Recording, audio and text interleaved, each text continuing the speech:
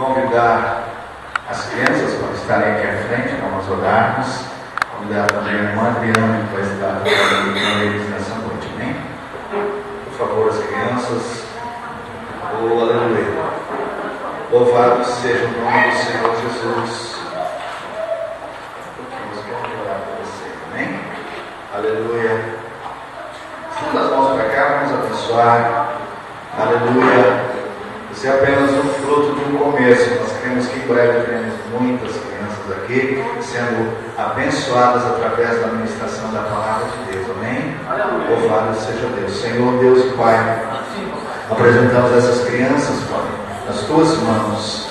Pedimos que nessa noite o teu Espírito Santo venha abençoar, venha ensiná-los, Pai, que eles recebam de ti a bênção celestial, que eles sejam tocados pela tua palavra. Meu Deus, abençoa a tua serva, a Adriana, Pai. Cobre ela com o teu sangue e derrama a unção do teu Espírito Santo, capacitando a tua filha para este trabalho. Meu Deus, em nome de Jesus, nós declaramos a tua bênção na vida dessas crianças, para a tua glória, no nome de Jesus. Amém. Talvez se colocar aqui na sala, nós vamos ter a palavra para as crianças.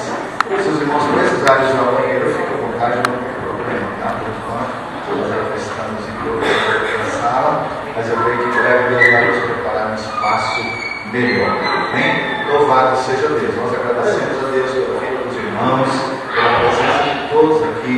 Eu sei que hoje foi um dia em que muitos tiveram dificuldade de sair de casa, mas aqueles que saíram das suas casas, eu sei que o Senhor vai te recompensar com a bênção nessa noite, amém?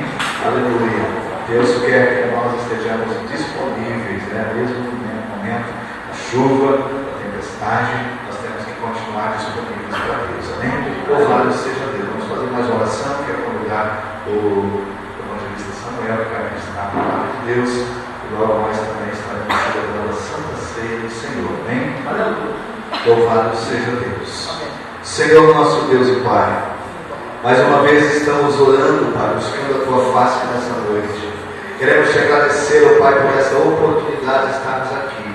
Sabemos que o Senhor está neste lugar e a tua palavra já foi ministrada no coração do teu servo. Pai, que agora o Senhor venha ministrar aos nossos corações, que nós possamos estar abertos a aprender da tua palavra.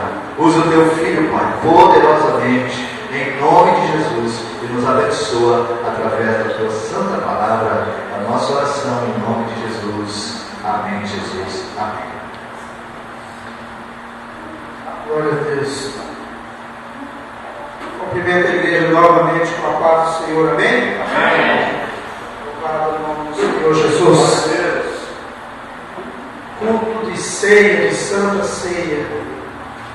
Louvado seja o nome do Senhor. Eu gostaria que os irmãos abrissem suas Bíblias lá no Evangelho de Mateus, no capítulo 26, em nome de Jesus. Evangelho de Mateus, capítulo 26, em nome do Senhor Jesus. Glória a Deus. Aleluia.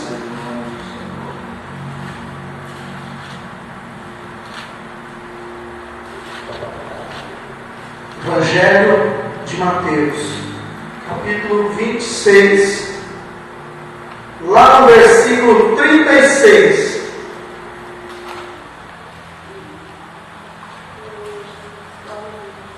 Noite abençoada, uma chuva abençoada que o Senhor derramou sobre a cidade. Amém, meus irmãos?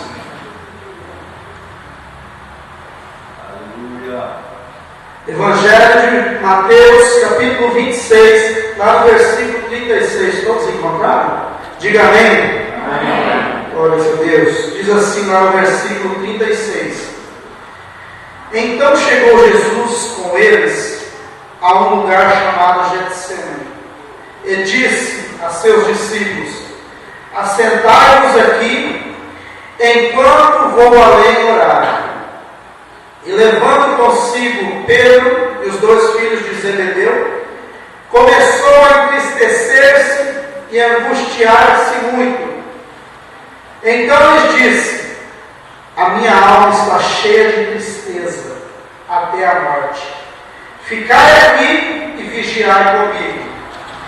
E indo um pouco adiante, prostrou-se sobre o seu rosto, orando e dizendo: Meu Pai, se possível, passe de mim este cálice. Todavia, não seja como eu quero, mas como tu queres. E voltando para os seus discípulos, achou-os adormecidos, e disse a Pedro, então: Nenhuma hora pudeste vigiar comigo? Vigiai e orai, para que não entreis em tentação. Na verdade, o espírito está pronto, mas a carne é fraca. Diga glórias a Deus. Feche teus olhos em nome de Jesus. Soberano Deus e eterno Pai, nesta noite abençoada, Pai, aonde o Teu Espírito Santo nos proporcionou este horário, este ambiente, para, Senhor, para desfrutarmos da Tua palavra, meu Deus. E uma noite abençoada, onde vamos participar da Tua mesa, Senhor, da mesa do Senhor Jesus, aonde vamos participar, Pai, porque somos um povo vitorioso, porque temos a Tua presença em nossa vida, temos a Tua palavra em nosso coração, Senhor. Eu peço a Deus que o Teu Espírito Santo venha, Senhor, de uma forma sobrenatural em cada coração, Pai. E que nesta noite, ó Deus, o Senhor venha falar em nossos corações através da Tua palavra. E que ela vá, Senhor, e produza fruto, ó Deus, para o qual foi mandado, Senhor. É o que eu te peço nesta noite, ó Pai. Me inspire a pregar a Tua palavra, Senhor, porque não sou nada sem a Tua presença, ó Deus. Reconheço, ó Pai, a minha fraqueza, ó Pai. Sou dependente do Teu Espírito Santo, ó Pai. Mas estou aqui, Senhor, para fazer a Tua vontade, ó Deus. No nome de Jesus. Amém. E glórias a Deus. Amém, igreja? Quantos estão felizes de estar na presença do Senhor? Diga glória a Deus. Glória a Deus. Aleluia. Noite de Santa Ceia. Uma noite especial. Eu quero compartilhar com os irmãos esta palavra. De um momento onde o Senhor Jesus passou ali, vamos dizer assim, um momento difícil. Um momento de decisão, um momento que uma pessoa comum, acredito eu que não poderia passar, só uma pessoa que fosse cheia do Espírito Santo, que tivesse um relacionamento com Deus, uma comunhão com Deus, para passar o que Jesus passou naquele momento. Jesus, ele vai então a um lugar chamado Getsêmani, e ele chama ali os seus discípulos, e em seguida ele leva Pedro e os dois filhos de Zebedeu, e ele diz, dá uma hora para ele: fica aqui, olha comigo, tenha o mesmo sentimento. Jesus está querendo dizer para ele: olha, tem o mesmo sentimento que eu neste momento. Jesus estava dando uma alerta para os seus discípulos, o que é orar, qual a importância da oração na vida do cristão. E Jesus começa naquele momento a orar, a falar com Deus, e ele diz assim, vendo toda a situação, conhecendo todo o ambiente, ele diz assim para Deus: Pai, afasta de mim este cálice. Jesus estava dizendo naquele momento, onde a sua alma estava conturbada, ele estava dizendo: olha, afasta de mim esse cálice, ou seja, esta dor,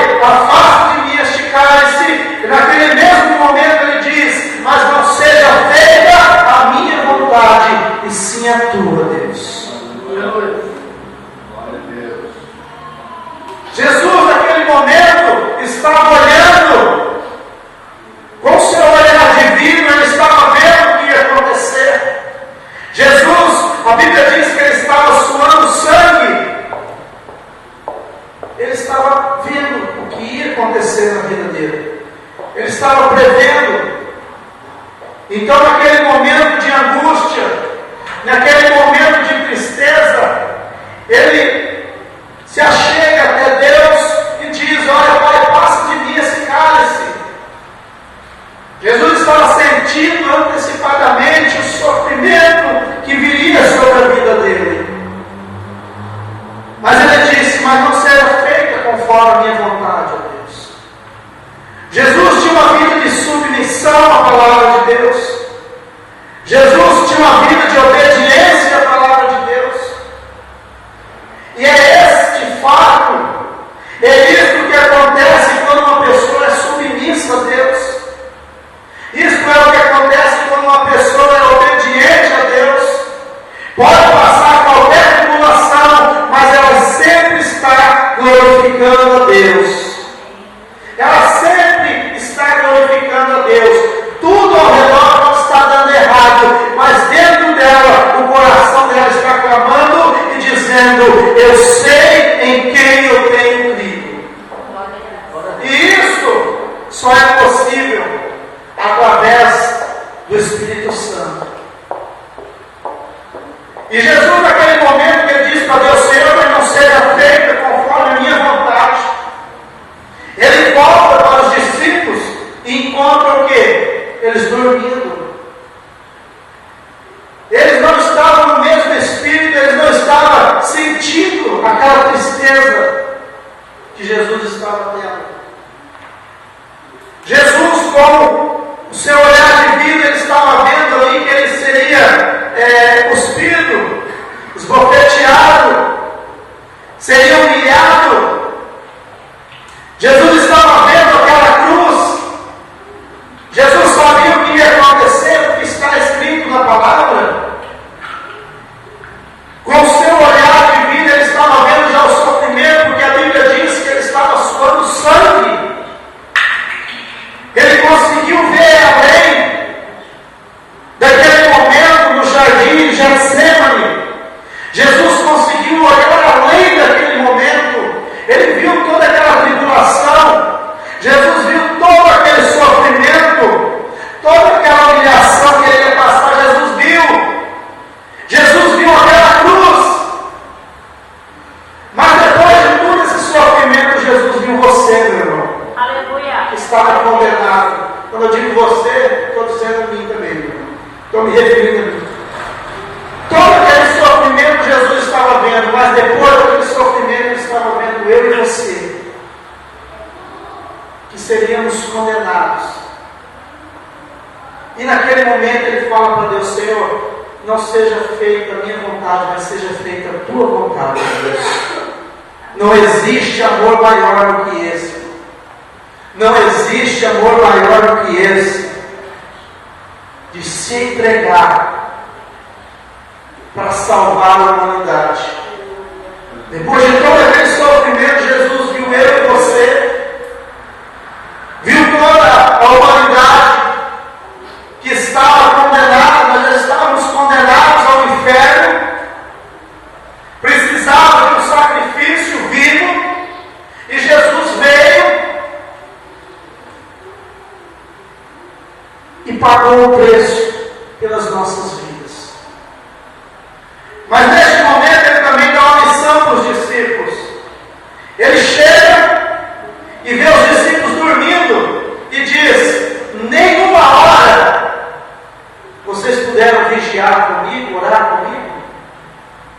E Jesus diz para eles: olha, vigiai e orai para quê? Para que não entreis em tentação. Na verdade, o espírito está pronto, mas a carne é fraca. Jesus suportou todo aquele momento através do quê? Através do Espírito Santo. E ele fala para os discípulos meio acordando naquele momento, sem entender nada. E quando chegam os soldados, e aquela multidão, e prende Jesus, a Bíblia diz o quê? Que Pedro seguia de longe. Por que é que Pedro seguia Jesus de longe? Porque não vigiava e não orava. Quando eu não tenho uma vida de oração, quando eu não tenho uma vida de consagração,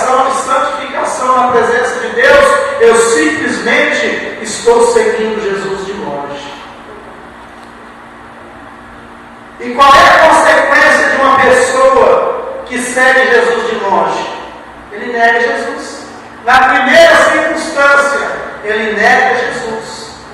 Às vezes nós criticamos Judas. Judas vendeu Jesus por 30 moedas. Nós fazemos pior do que ele no nosso dia a dia, irmãos. Muitas vezes nós fazemos pior. E a Bíblia diz que enquanto estavam levando Jesus, prenderam Jesus, a Bíblia diz que Pedro estava seguindo de longe. E uma pessoa, quando segue Jesus de longe, tudo para ela é errado. O culto não presta, o som não presta, o louvor não presta. Isso são características de uma pessoa que segue Jesus de longe. Tudo incomoda ela, qualquer coisa incomoda ela. Eu não vou na igreja porque o som aquele dia doeu meu ouvido e eu não quero voltar mais. Isso são características de uma pessoa que segue Jesus de longe. Eu não vou mais na igreja porque o pastor Elias ele não me cumprimentou. Isso é uma pessoa que segue Jesus de longe. A pastora Rose não me cumprimentou, o irmão fulano de tal não me cumprimentou, o Samuel não me cumprimentou, então eu não volto mais. Isso é características de uma pessoa que segue Jesus de longe. Porque a pessoa que segue Jesus de perto e tem um compromisso com Deus, não importa o que aconteça, ela vem para a casa do Senhor para adorar a Deus. Diga amém, meus irmãos. Amém. Diga, eu vim adorar a Deus. Diga, eu vim adorar a Jesus. Não importa o que aconteça, filho. Eu quero Deus. É isso que nós temos que ter em nosso coração. É esse amadurecimento espiritual. Isso é um amadurecimento. Que como é que vamos conseguir esse amadurecimento? Através do quê? De oração. Através do quê? De comunhão. Vigia. Ele diz vigiai e orai. Ele não diz orai e vigiai. Ele diz primeiro você vigia. Seja sóbrio. Vê o que está acontecendo primeiro ao seu redor. E depois entre na presença de Deus, ore e depois tome uma decisão. A consequência que aconteceu na vida de Pedro. Por quê? Eles não estavam orando. A Bíblia diz que ele seguia Jesus de longe. E pior, uma pessoa que segue Jesus de longe, sabe o que ela faz depois de todas essas consequências? De não gostar do culto, de não gostar da palavra. Ela começa a praguejar Jesus. E foi isso que Pedro fez. Antes de acontecer tudo isso, Pedro disse para Jesus desse jeito assim: olha, Senhor, eu estou disposto a morrer pelo Senhor. Não, se prender o Senhor, não tem que prender eu também. Eu vou morrer. Jesus falou: olha, antes que o galo cante, por 3 vezes você vai me negar. Por quê? Porque seguia Jesus de longe. Seguia Jesus só quando podia. Seguia Jesus só quando estava certo. Eu quero dizer algo para a igreja nesta noite. Não importa o que aconteça, continue seguindo Jesus, mas com o coração na presença dele, com a vida no altar, dando tudo certo, seguindo a Jesus, dando tudo errado, seguindo a Jesus, cheio de amigos, seguindo a Jesus, sem nenhum amigo por perto, seguindo a Jesus. Isso é a característica de uma pessoa que segue Jesus de perto, que é íntimo de Deus. Não importa o que aconteça, ela sempre está glorificando a Deus. Irmão, você fala isso porque você não conhece a minha vida. Não, todos nós aqui passamos por momentos difíceis, não passamos? Todos nós aqui temos problemas. A fé, ela não nega as circunstâncias. A fé, ela não nega o que está acontecendo, mas ela te faz ver além do que está acontecendo. Pode estar caindo um temporal na sua vida, mas você consegue ver lá na frente a vitória no nome de Jesus. É essa a diferença de uma pessoa que segue Jesus, de uma pessoa que tem compromisso com a palavra de Deus.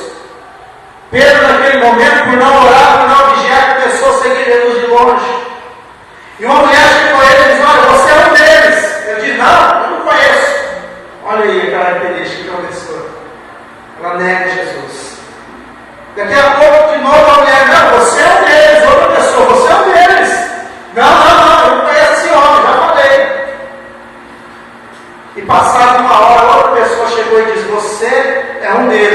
tua fala te denuncia. Ou seja, Pedro já estava quase falando igual Jesus. A tua fala te denuncia. E a Bíblia diz que ele praguejou. Eu não conheço esse cara. Soltou isso aí. Aí o galo cantou. E ele se lembrou das palavras de Jesus. E a Bíblia diz o quê? Que ele chorou amargamente. Os irmãos, não vamos esperar para nós chorar amargamente. Vamos nos colocar na presença de Deus. Hoje é o culto de ceia. É o culto onde você vai participar do banquete de Cristo. Não é o banquete da igreja missionária Caminho da Vida ou de outra qualquer igreja. É a ceia do Senhor Jesus. Eu preciso estar com meu coração alegre porque eu vou participar. Porque o próprio Senhor Jesus diz: olha, aquele que não come da minha carne e não bebe do meu sangue, não tem parte comigo. Mas diga: eu tenho parte com Jesus. Diga, irmão, confesse: eu tenho parte com Jesus. E a Bíblia diz que ele negou, Pedro negou Jesus por 3 vezes. Naquele momento de aflição, de dor que Jesus estava passando, onde estava Lázaro, que ele ressuscitou, onde estavam os amigos dele naquele momento, Jesus ficou só. Não teve ninguém. Ele mesmo diz: olha, que iria passar por este momento, estaria só. E depois ele corrige a fala dizendo: mas eu não estarei só, porque o Pai está comigo. Aleluia. Naquele momento de tristeza, naquele momento de aflição, naquele momento de humilhação, Jesus sabia que Deus estava com ele naquele momento. Ele sabia de onde ele veio e sabia para onde ele vai. Isso é uma circunstância que nós temos que aprender. Jesus, ele sabia de onde ele veio e sabia para onde ele ia voltar. E isso também acontece com aqueles que servem a Jesus, com aqueles que seguem Jesus de perto. Nós sabemos que neste mundo nós somos passageiros aqui. A pessoa que é cheia do Espírito Santo, ela sabe quem é o Pai dela e sabe aonde é que ela vai morar a eternidade. É essa a diferença. Jesus estava passando aquele momento cheio do Espírito Santo. Estevão, a Bíblia diz que Estevão foi apedrejado. Enquanto as pessoas tacavam pedra nele, ele dizia: Pai, perdoa o pecado deles. Só uma pessoa cheia do Espírito Santo pode ter uma morte dessa, irmão. A Bíblia diz que Estevão estava lá e ele disse assim: olha, ele olhou para o céu e conseguiu contemplar a glória de Deus. Aleluia. E isso só é possível através do Espírito Santo. Glória a Deus. Olha o que o Espírito Santo faz na vida de uma pessoa que se dedica, que quer, que persevera em buscar a presença de Deus. Pedro, sem o Espírito Santo, sem estar cheio do Espírito Santo, negou Jesus 3 vezes. E a Bíblia diz que depois que Pedro recebeu o Espírito Santo na vida dele, os fariseus prenderam ele e disseram: olha, se você falar o nome de Jesus, nós vamos te matar. E sabe o que Pedro respondeu? Eu não posso deixar de falar daquilo que eu vi, daquilo que eu contemplei. Olha a diferença de um homem cheio do Espírito Santo. Antes um covarde e depois um guerreiro. Ele diz: eu não vou me parar. Pode me matar, mas eu vou continuar falando de Jesus. Aleluia. É a diferença que o Espírito Santo faz na vida da pessoa. Jesus diz para ele: olha, vigiai e orai para que não entreis no quê? Em tentação. A oração